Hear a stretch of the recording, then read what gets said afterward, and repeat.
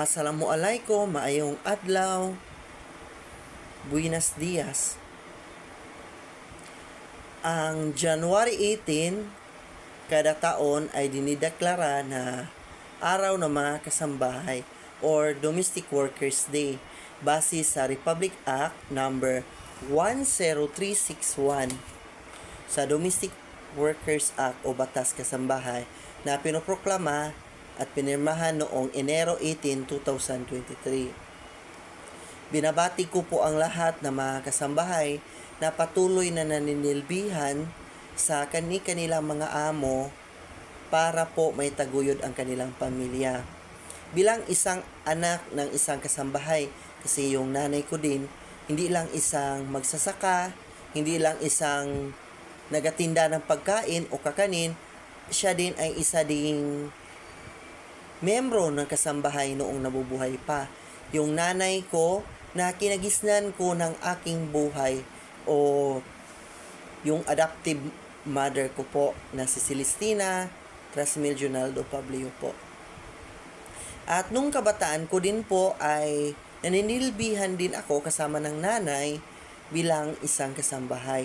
Tagalaba, tagalinis ng bahay, tagatabas ng damo, taga-lagay ng purwak sa sahig. So, yun po yung mga trabaho.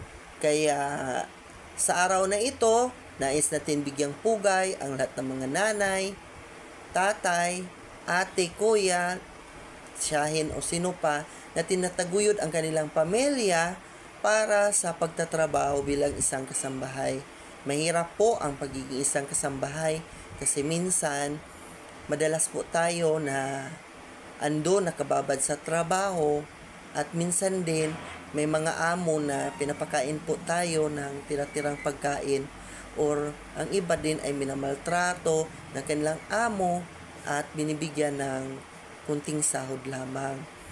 Pasalamat ka na lang din dahil sa batas ngayon meron na pong mga benepisyo at meron na pong tamang pasahod para sa mga kasambahay at pwede na po silang may reklamo base sa batas po ng DOLE.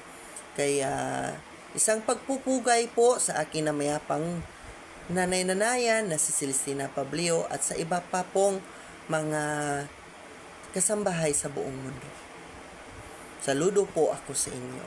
Mula po sa isang anak ng kasambahay at dating kasama bilang isang kasambahay, Eustiquio Junaldo Pablio Jr., ang inyong Environmental Health and Safety Officer ng Tibud sa Katibawasan Multipurpose Cooperative dito sa Zamboanga City.